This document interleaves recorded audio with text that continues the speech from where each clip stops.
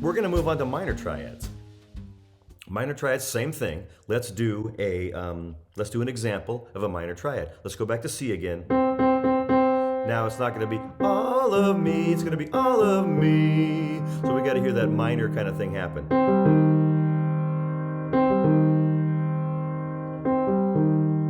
It's a C minor triad. Now the C is the fifth of a minor triad. So that's going to be, if you do your calculations correctly, an F minor chord. 5, 3, 1.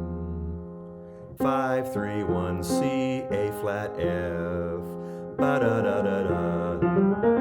If you can walk up and down your scale, you've got it. And now C is going to be the minor third of a minor triad. So it's going to be the third of, C is the minor third of what? Yes, A. C, A, E. C, A, E. I think that's Mission Impossible or something. Ba-da-dum, C, A, E. Okay, review that if you need to. Do a few for yourself. And let's try one here. F is going to be our fifth. Let's try starting with the fifth this time. If F is the fifth, ba-da-da-da-da, ba-da-da. And you can do all those little steps just in your brain before you blurt out the answer. Ba-da-da, ba-da-da, ba-da-da. F, D flat, B flat. Now, F is the root. F. First figure out what the chord is you're trying to get. If F is the root, what are the other notes? F, C, A flat, F, C, A flat, 1, 5, 3. And now F is going to be the third of a minor chord. If F is the third, this is like a proportion in algebra or something like that. F is the third, what's the root, and what's the fifth? Do your alphabet, do your intervals, all those things that you learned in some of the previous lessons. Ba, F, F, D, A. All right, next one, B flat. B flat is going to be our fifth. You might want to do it this way. Figure out your major chord. B flat, G, E flat, and then flat the third. Ma-da, ba-da-dum. There it is, B flat being the fifth of a minor chord, minor triad. Now we'll have B flat be the root. Ba, you can do all of me, and then go all of me. Kind of weird, my mouth kind of did something funny when it, all of me, there it is. Okay, now B flat's going to be the third of a minor chord. So what does that mean it's going to be? First find out, if you want to, which chord it is. If B flat's the third, it's a G minor chord, right? B flat, G, D. There's that Mission Impossible thing again. B flat, G, D. Good. Next one is a G. Figure it out. Fifth, it's the fifth. If that's 5, 5, 1, fill in the minor third, G, E flat, C. Now it's going to be the root. G, D, B flat. And now G is going to be your third. Calculate it. G, ba-da-da, E, B, G, E, B. Okay, D is the next one. D is the fifth of a minor chord.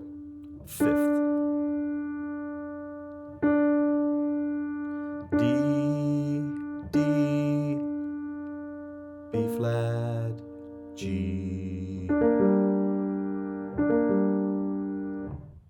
D is now the root of a minor chord. If it's the root, if D is the root of the minor chord, what minor chord is it? It's a D, D minor. Okay, D, D, A, F, D, A, F. Now, D is our minor third. Ba-da-da, ba-da-da, D, B, F sharp. And now, E. E is now the fifth of a minor chord. E. So what minor chord is it? It's an A minor. E, C, A, E, C, A. Now E is the root. E, B, G, E, B, G, E, B, G. Now E is the minor third, so it's going to be actually a C sharp minor chord. E, C sharp, G sharp, E, C sharp, G sharp. So those chords change the personality of the top note each time you do it. All right, great. You can do 1,000,000 of those for yourself. You can have someone give you a note and you can just... I told a band from Seattle one day in Monterey that about this, and they were in a bus and they tested themselves and played that as a game all the way home, the director told me. And it was really good for their ears, he said. So do it. The next thing we would do is we would do all the seventh chords. For instance, if we had C and said C was the root, we might have this seventh chord. Ba-da-da-da. If we wanted the C to be the third, it would be the third. It would be the third of an A flat major seven. Ba-da-da-da, ba-da-da-da. If C were the fifth, it would be an F major seven. Ba-da-da-da, C, A, F, E. And if it were the seventh, it would be the seventh, major seventh, of a D flat. Ba-da-da-da, C, A flat, F, D flat. And then, of course, you do the same thing with minors, and it'll keep you up all night. But it's so good for your ears to know how finally the melody note and the harmony fit together. Okay, that's it for that one. Hope you had a good time figuring that out. I did. Next, we're going to do some call and response. We are very close to the end to the Harmonic Context ear training lessons. Thanks for joining us. This is Craig Faniani for the Sacramento Jazz Education Foundation Lesson Bank. See you next time. Thanks for listening.